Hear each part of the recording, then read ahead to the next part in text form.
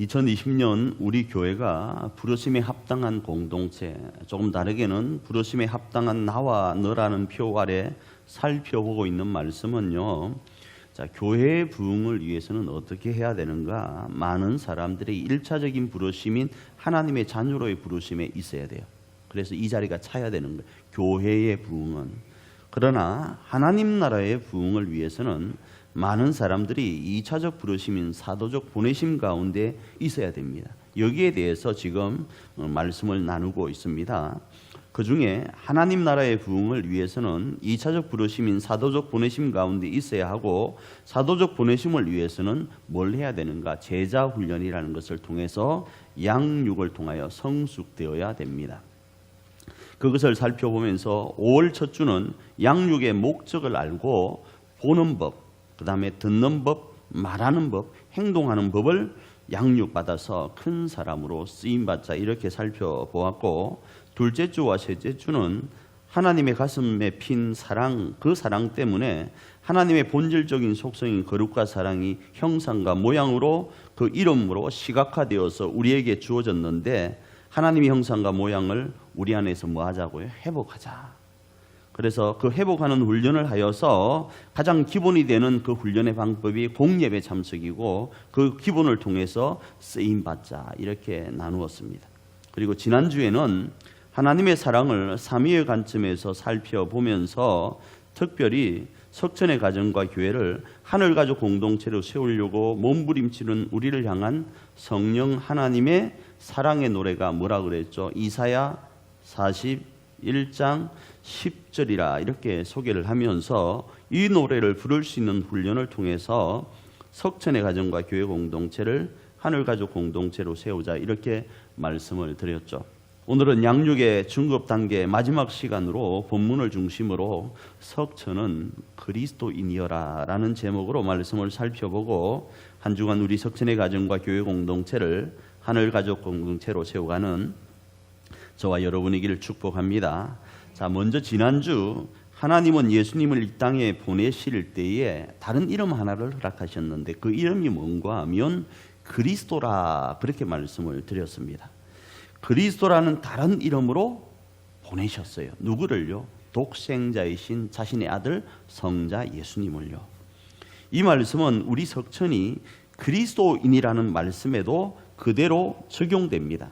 그것은 예수님께서 우리를 사도적으로 보내실 때 우리에게 주신 또 다른 이름이 뭔가 하면 그리스도인인 거예요. 그래서 오늘은 본문을 중심으로 우리에게 주어진 그리스도인이라는 또 다른 이름에 대해서 세 가지로 한번 나누어서 살펴보길 원합니다. 자, 첫째, 그리스도인이라는 이름은요, 예수님과 같이 보내심을 받은 자라는 뜻이에요. 보내심을 받은 자. 그리스도인은요, 예수님은 자신이 하나님으로부터 보내심을 받은 것에 대하여 다음과 같이 말씀합니다. 요한복음 12장 49절입니다. 읽습니다.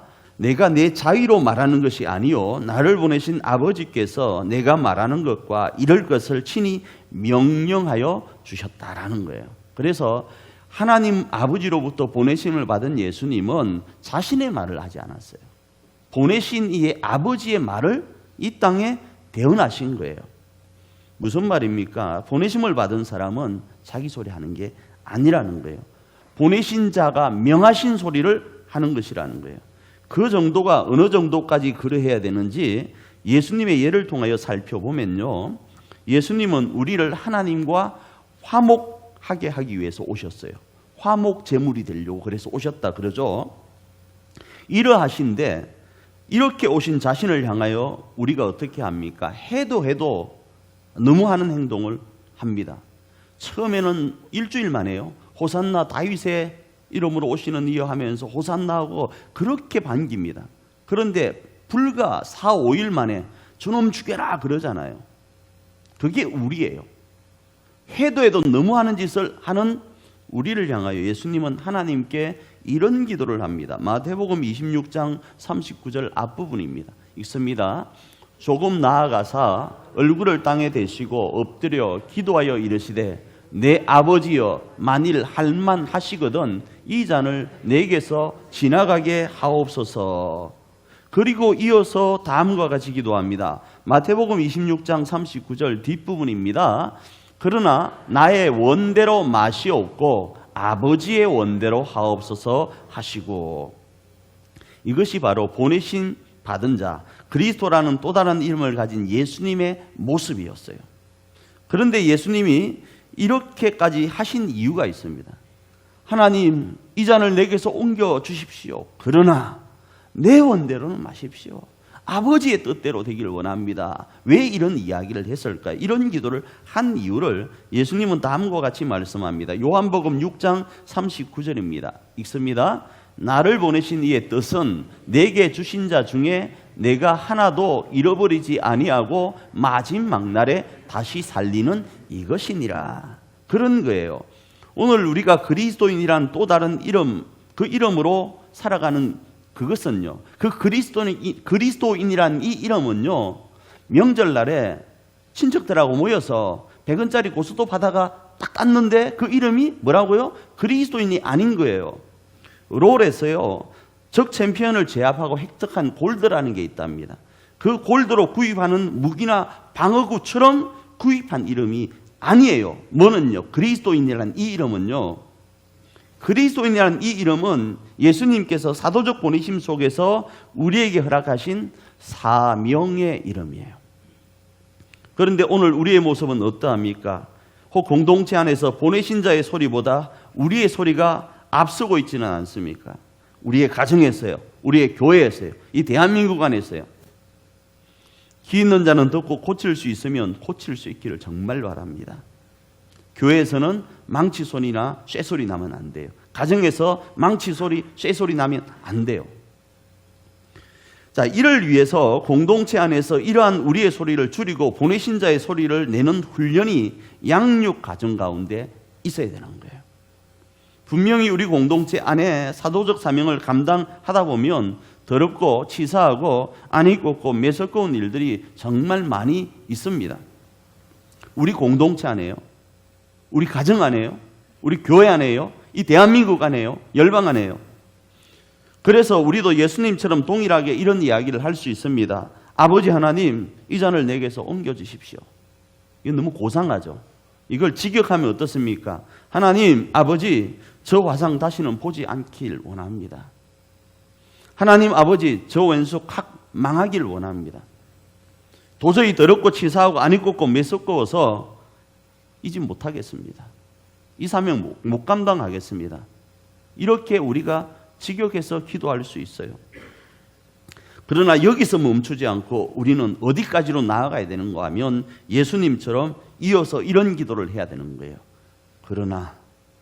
그러나 내 뜻대로 마옵시고 아버지의 뜻대로 하옵소서. 이렇게 하기 싫으면요, 부탁인데요, 성령의 감동이 있기까지 입에 재갈을 물리고 침묵해야 돼요. 그래도 입이 건질건질하고 너무 힘들면요, 물속으로 뛰어들세요. 물속으로 뛰어들어서 물 안에서 소리 질러요. 입을 열고. 물 많이 먹을 겁니다. 그 정도로 중요한 거예요. 보내심을 받은 자는요. 물고기들에게 이렇게 외치는 거예요. 임금님기는 뭐라고요? 당나귀기 하고 외치는 거예요. 물 많이 먹을 거예요. 참고로 바다에서는 이렇게 하면 짭니다. 그냥 민물에. 안 그러면 그냥 세수대 안에다 쏙 집어넣고 임금님기는 당나귀기 하든지 망해 죽어라 그러든지 그렇게 하시길 바랍니다. 왜 이렇게 해야 됩니까? 그것은 우리의 또 다른 이름이 그리스도인이기 때문에 그런 거예요. 하나님께서 그리스도인인 우리에게 믿고 맡기신 가정과 교회 가족들을요, 하나도 잃어버리지 않기 위해서라면요, 이 일을 감당해야 되는 거예요.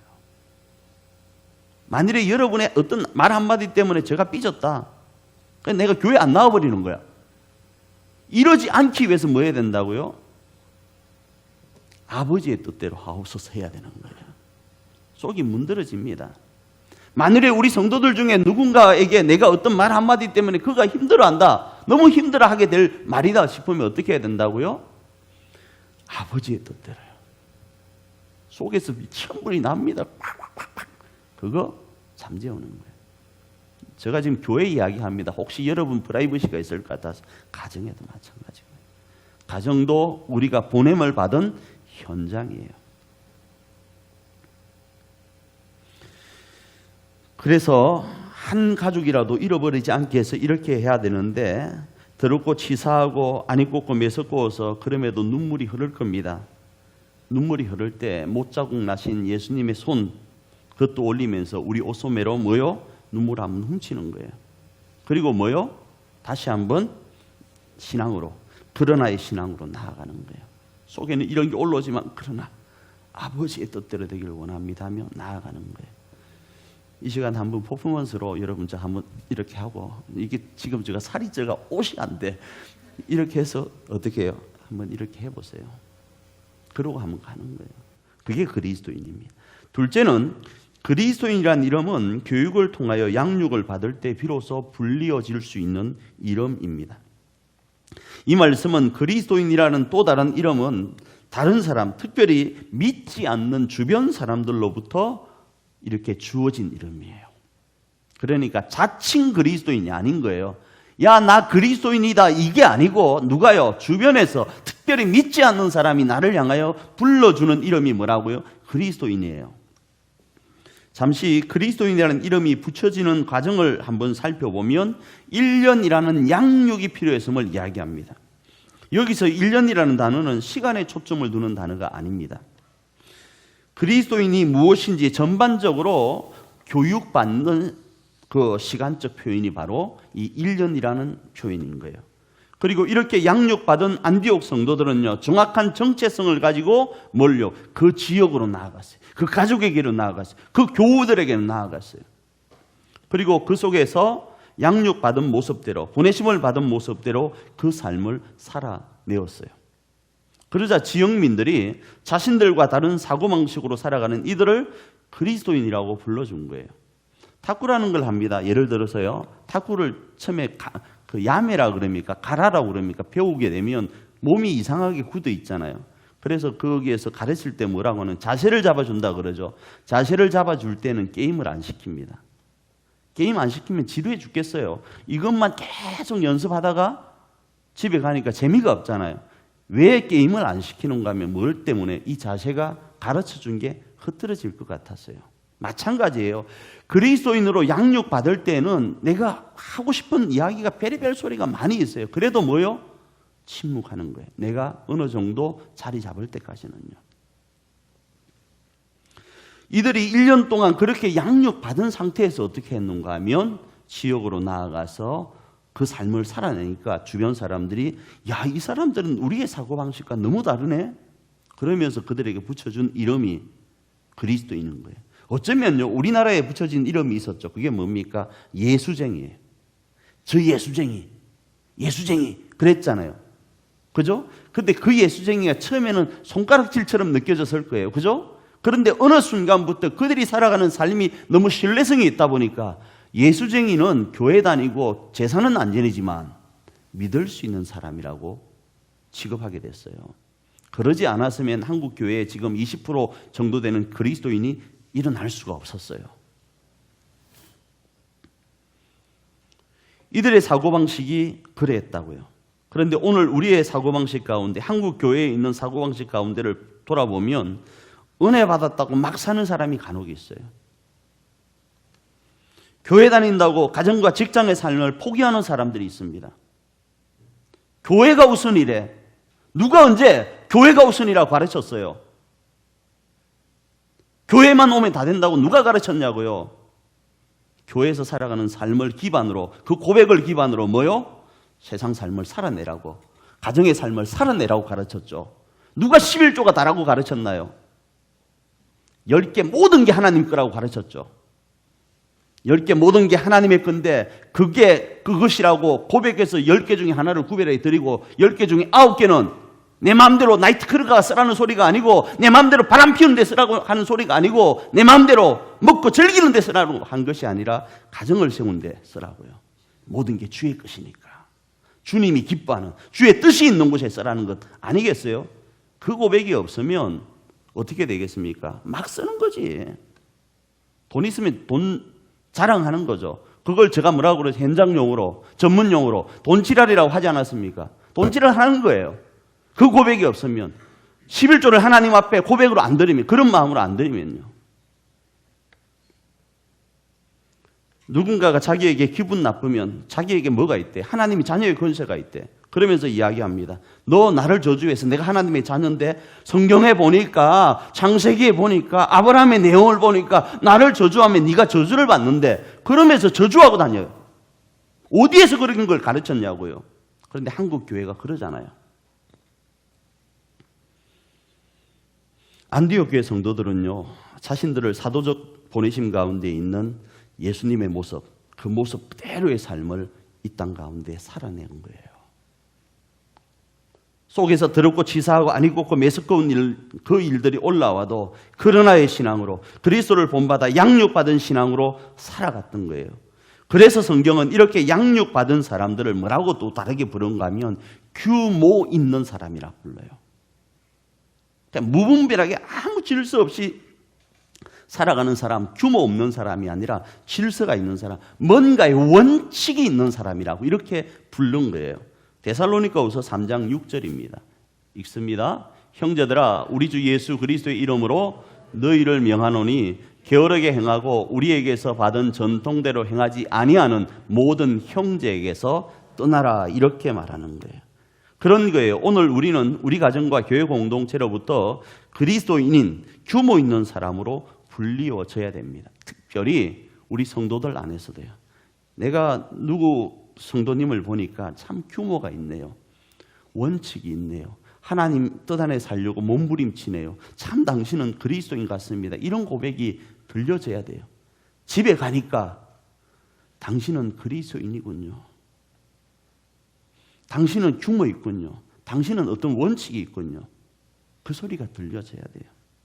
기분 따라, 감정 따라 이랬다 저랬다 하는 게 아니라고요. 물론 이랬다 저랬다 할 수 있습니다. 양육의 정도에 따라, 성숙의 정도에 따라. 그러나 그 성숙의 정도를 이 시간 우리는 높여가야 되는 거예요. 그래서 그들 속에서 우리의 삶 가운데 뭐요? 보여지는 예수가 보인다라는 고백이 있어요. 네 속에 이상한 예수가 보여. 내가 못 보는 하늘에 계신 그 하나님, 그 하나님을 못 뵀지만 너를 보니까 뭐 한다고요? 하나님이 보인다라는 소리가 들려야 된다고요. 이런 사람을 뭐라고요? 규모 있는 사람이라고 부르는 거예요.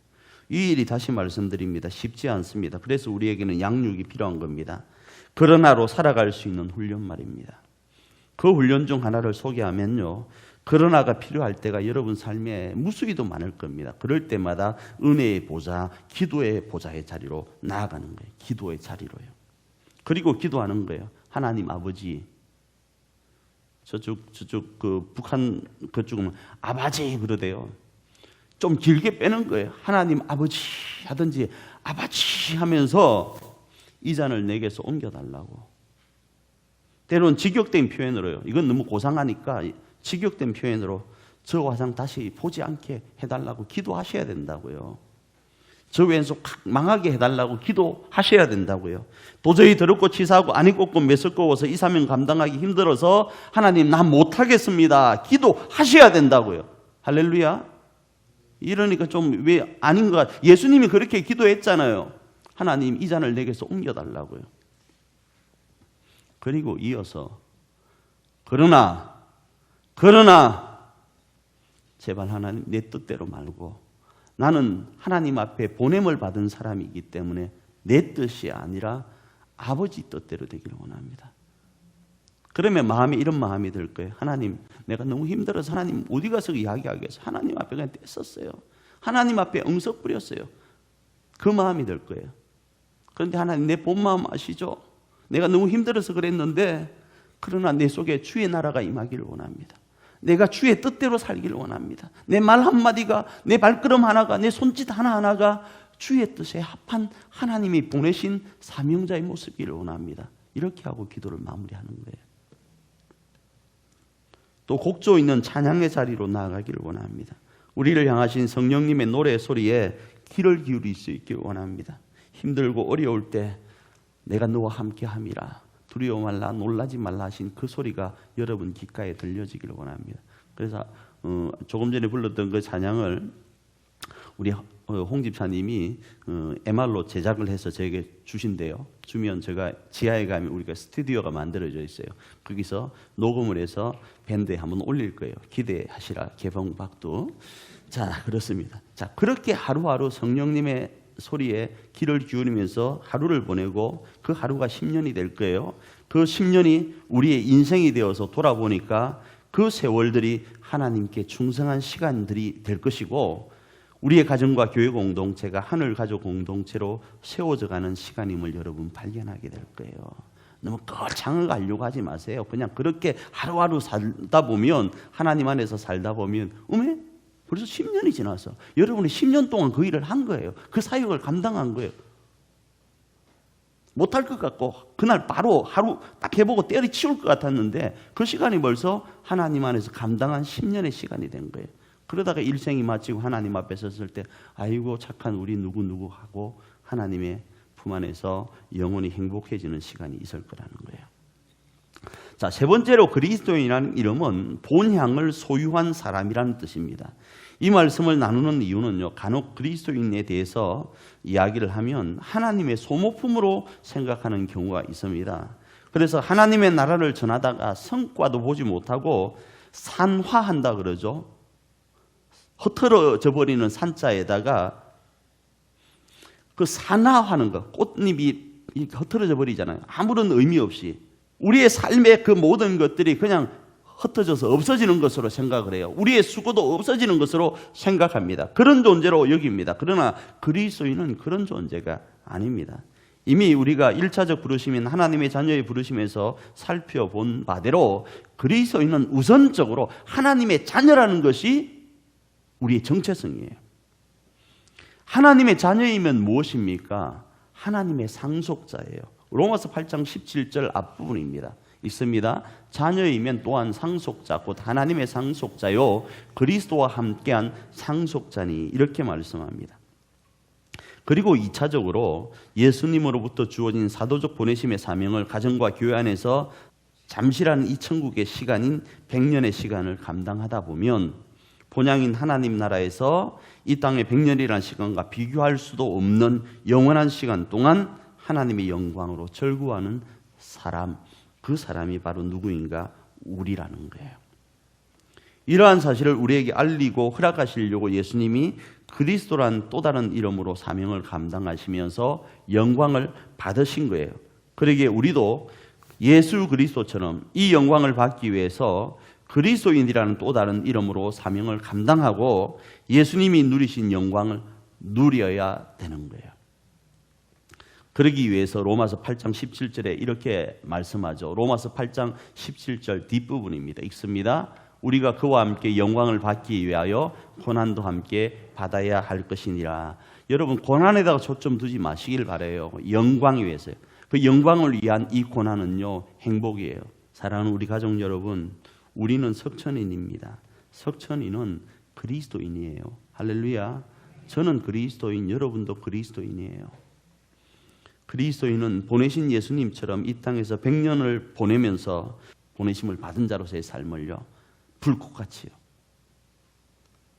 그리고 본향인 하늘나라에서 영원히 하나님의 영광으로 절구하며 살아갈 하나님의 상속자라는 사실을 기억하시길 바라요.